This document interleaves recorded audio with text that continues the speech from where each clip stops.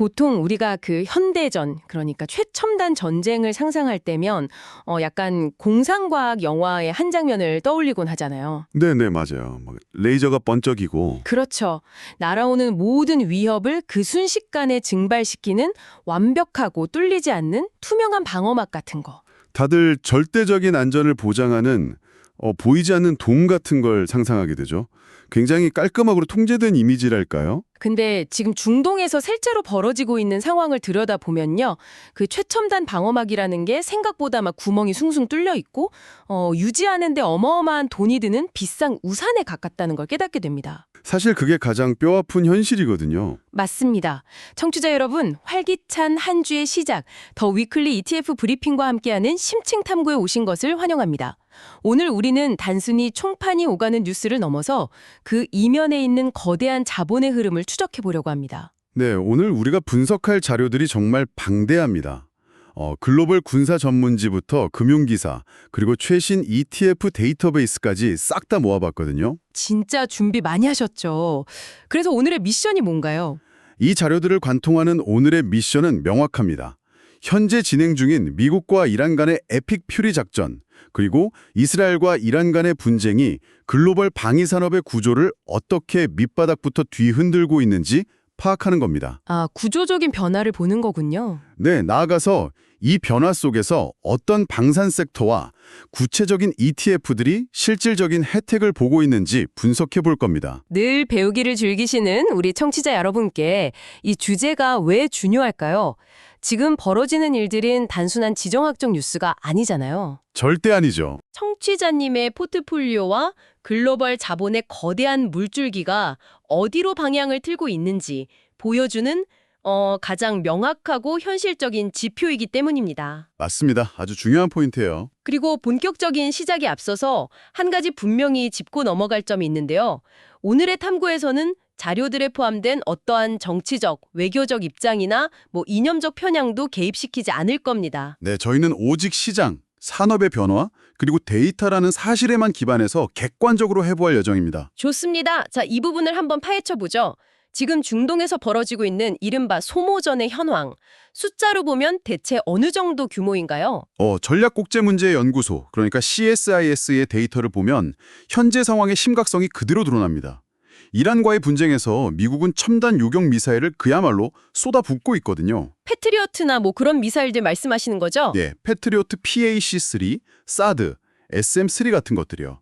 근데 충격적인 건 이미 미국이 전 세계에 비축해둔 사브 물량의 30%가량이 소모되었다는 분석입니다. 와, 30%나요? 잠깐만요. 비축량의 30%면 엄청난 거 아닌가요? 엄청난 거죠.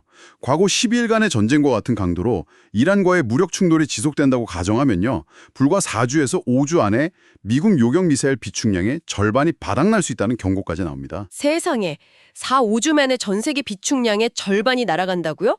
여기서 정말 흥미로운 점은 바로 무기의 비용 불균형입니다. 네, 비용 차이가 진짜 어마어마하죠. 무기를 주고받는 비용의 차이가 상상을 초월하더라고요. 이란이 쏘아올리는 샤헤드 드론, 이거 대량 생산하면 한 대당 제조 비용이 어느 정도죠? 한 2만 달러에서 5만 달러 수준에 불과합니다. 2만 달러요? 그런데 이걸 격추하려고 미국이 쏘아올리는 PAC-3 요격 미사일은 한 발당 약 400만 달러잖아요. 그렇죠. 114대 1이라는 그 가성비 측면에서 극단적이고 기형적인 불균형이 발생하고 있는 셈입니다. 청취자 여러분, 이게 어떤 상황이냐면요. 시속 몇십 킬로미터로 굴러오는 2만 달러짜리 장난감 RC카를 막겠다고 400만 달러짜리 최고급 페라리를 벽에 계속해서 충돌시키고 있는 것과 같습니다. 아, 페라리와 RC카 비유 진짜 확 와닿네요. 정확합니다. 근데 상식적으로 생각해보면요. 이런 극단적인 소모전이 계속된다면 요격 미사일을 만들어 파는 미국의 대형 방산업체들 입장에서는 쾌재를 부를 일 아닌가요? 그렇게 생각하실 수 있죠. 창고가 비워지면 계속 새로 채워 넣으면서 엄청난 돈을 쓸어 담을 텐데 말이죠. 이 지점에서 중요한 질문이 생깁니다. 표면적으로 보면 로키드 마틴이나 RTX 같은 거대 미국 방산업체들에게 엄청난 호재 같잖아요. 네, 완전 호황일 것 같은데요. 하지만 현실의 방위산업은 마트 진열대에 물건 채워 넣듯이 굴러가지 않습니다. 로키드 마틴이 PLC-3 미사일 생산량을 연간 2,000기까지 늘리기로 합의를 하긴 했거든요. 2,000기면 많이 들리는 거네요. 근데 문제는 시간과 공급망입니다. 첨단 요격 미사일은 수백 개의 정밀 부품, 복잡한 반도체, 특수 화약이 들어가는 아주 고도의 기술 집약체입니다. 아, 그냥 공장 돌린다고 뚝딱 나오는 게 아니군요. 맞아요. 하루아침에 생산 라인을 2배로 늘릴 수가 없습니다. 미 국방부 관계자조차 우리가 일은 잘하지만 마법을 부릴 수는 없다고 인정했을 정도니까요. 그러니까 돈을 아무리 막 쏟아부어도 물리적으로 생산하는데 수년이 걸린다는 뜻이네요. 바로 그겁니다. 그래서 현대전의 핵심 전력이 완전히 바뀌었어요.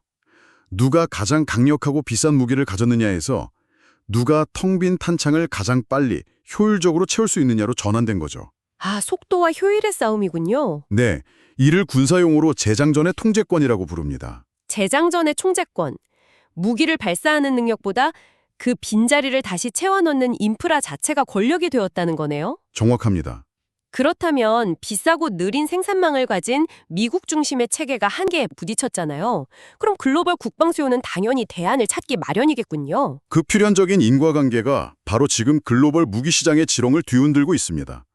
각국이 적절한 첨단 성능을 갖추면서도 합리적인 가격에 빠르게 대량 생산할 수 있는 국가로 눈을 돌린 거죠. 어딘지 알 것 같아요. 네, 그 거대한 공백을 완벽하게 파고든 것이 바로 한국의 방위산업, K방산입니다. 아, 드디어 퍼즐이 맞춰지네요.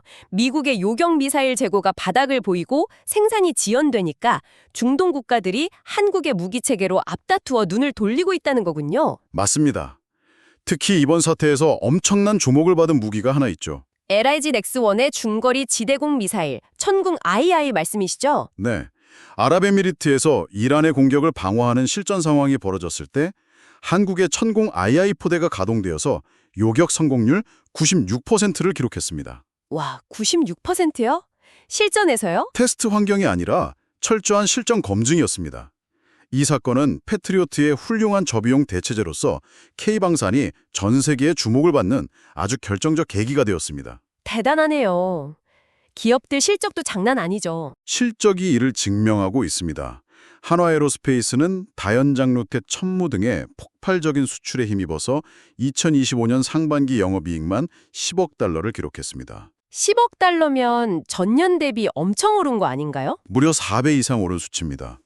바야흐로 한국판 로키드 마틴으로 진화하고 있는 셈이죠. 이외에도 현대로템의 K2 전차, KI의 FA50, 한화시스템의 레이더까지 연일 최고가 경신을 이어가고 있습니다. 근데요, 제가 우리 청취자님의 입장에서 조금 비판적인 시각으로 질문을 하나 던져볼게요. 네, 좋습니다. 과거 한국 방산 무기들에는 항상 가성비나 빠른 납기로 승부한다는 꼬리표가 붙어있지 않았나요? 그런 인식이 있긴 했죠. 그러니까 로키드 마틴이나 보잉의 무기를 살 돈이 부족하거나 뭐 당장 급할 때 임시 방편으로 사는 가성비 제품이라는 인식 말이죠.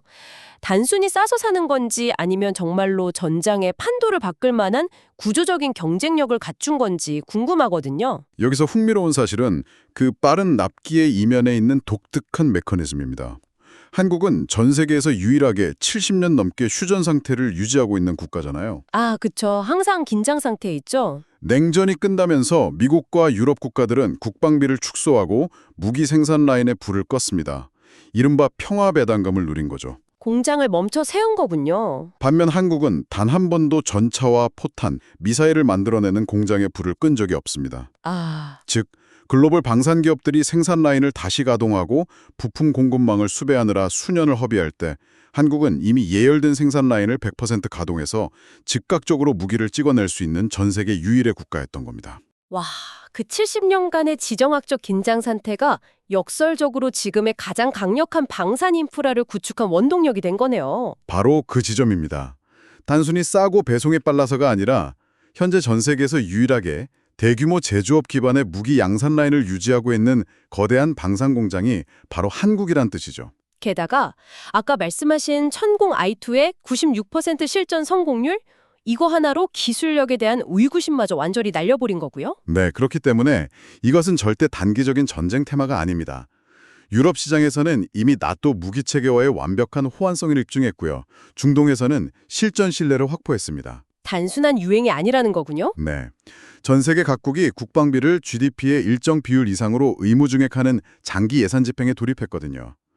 K방사는 이 거대한 글로벌 공급망의 핵심 축으로 구조적 자리매김을 한 겁니다. 야, 공급망의 구조적 변화가 일어났다면 자본도 당연히 그곳으로 흘러가겠네요. 그렇다면 우리 청취자 여러분이 가장 기다리셨던 투자 이야기로 넘어가 보겠습니다. 드디어 투자 이야기네요. 이 방산 슈퍼사이클에 올라타기 위해 어떤 ETF를 주의 깊게 봐야 할까요? 먼저 그 글로벌 방위비 증가 추세에 직접 투자할 수 있는 미국 상장 ETF부터 살펴보죠. 자료를 보니까 ITA, PPA, XAR, 그리고 신흥 강자인 SHLD까지 눈에 띄더라고요. 네, 각기 다른 전략을 쓰고 있죠. 미국 방산 섹터에 투자할 때 가장 중요하게 봐야 할 것은 각 ETF가 자산을 배분하는 가중 방식의 메커니즘입니다. 가중 방식이요? 네, 가장 규모가 크고 유명한 iShares의 ITA부터 보죠. 이 펀드는 시가총액 가중 방식을 씁니다. 쉽게 말해서 기업의 덩치가 클수록 투자금을 많이 몰아준다는 뜻이죠. 기업이 크면 더 많이 투자한다. 심플하네요. 그러다 보니 GE의 에어로스페이스나 RTX 같은 초대형주에 포트폴리오의 30% 이상이 집중되어 있습니다. 근데 덩치 큰 기업에 투자하면 안정적이지 않나요? GE 에어로스페이스라면 항공기 엔진의 절대 강자잖아요. 문제는 GE의 에어로스페이스가 전투기 엔진만 만드는 게 아니라 우리가 여행 갈 때 타는 보잉이나 에어버스 같은 민간 상업용 항공기 엔진도 엄청나게 만든다는 겁니다. 아, 상업용 비중도 크군요. 네, 만약 팬데믹이 오거나 상업용 항공 시장에 불황이 닥치면 전 세계 국방비가 아무리 폭발적으로 늘어나도 ITA ETF의 수익률은 민간 항공기의 타격 때문에 깎여나갈 수밖에 없는 구조적 딜레마를 안고 있죠. 아, 방위 산업의 순수한 호황을 온전히 누리지 못하고 다른 산업의 리스크를 껴안게 되는 거군요. 맞습니다. 그래서 이 리스크를 피하기 위해 설계된 것이 SPDR의 XIR 펀드입니다.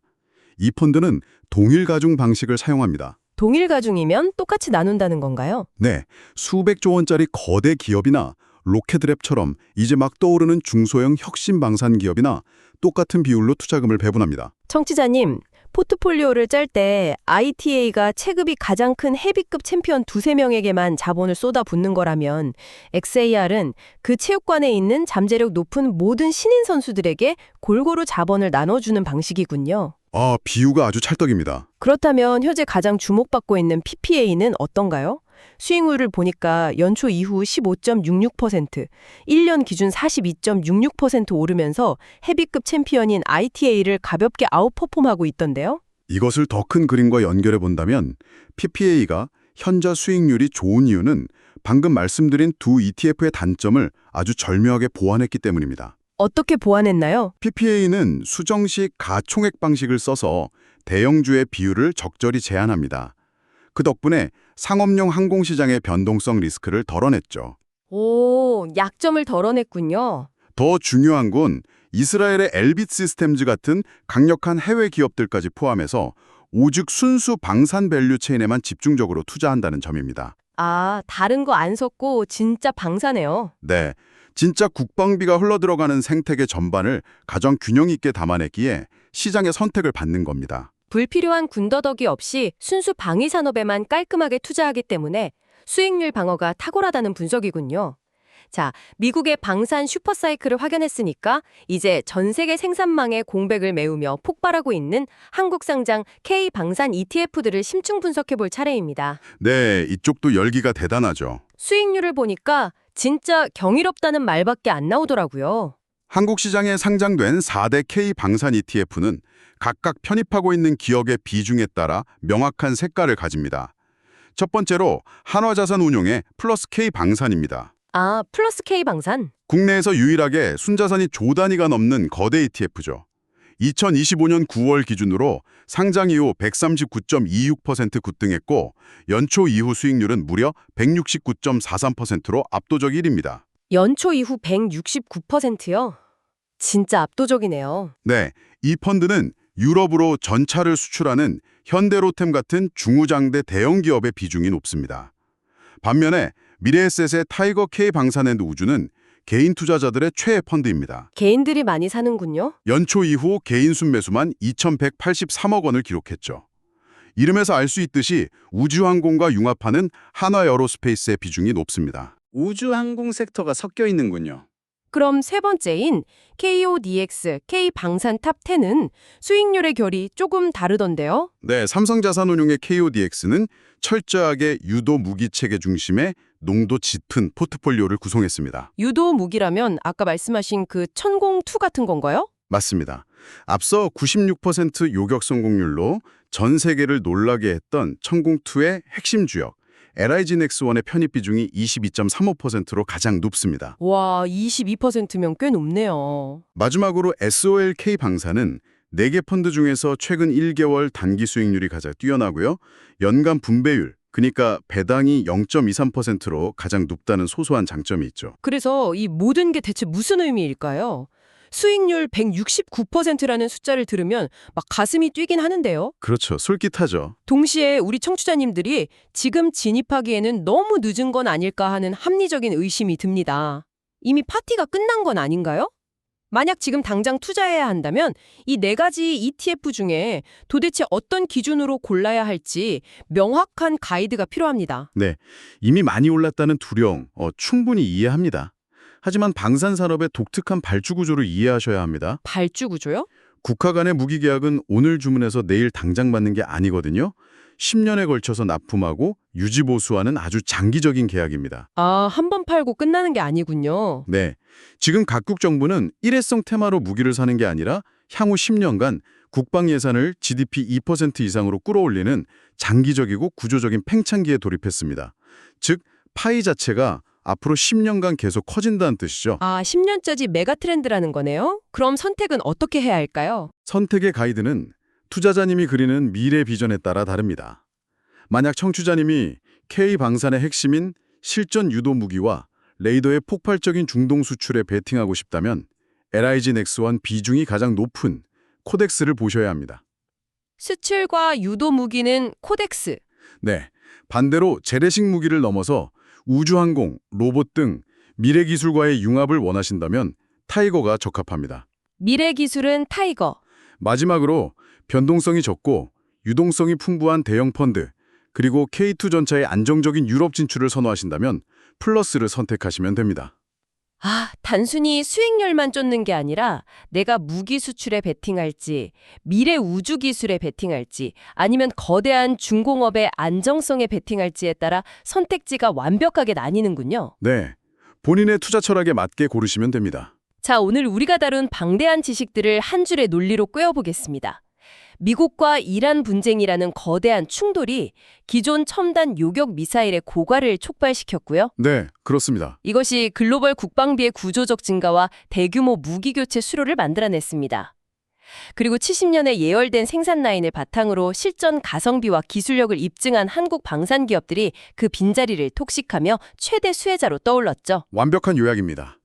그리고 이 역사적인 자본의 흐름에 개인 투자자가 합류하기 위한 가장 효율적이고 영리한 도구로 미국의 순수 방산 ETF인 PPA, 그리고 한국의 특색 있는 K방산 4대 ETF, 그러니까 플러스, 타이거, 코덱스, 소리, 강력한 대안이 되고 있음을 오늘 팩트와 데이터로 확인했습니다. 복잡한 국제 뉴스가 내 계좌와 어떻게 연결되는지 알 수 있었던 정말 흥미진진한 탐구였습니다.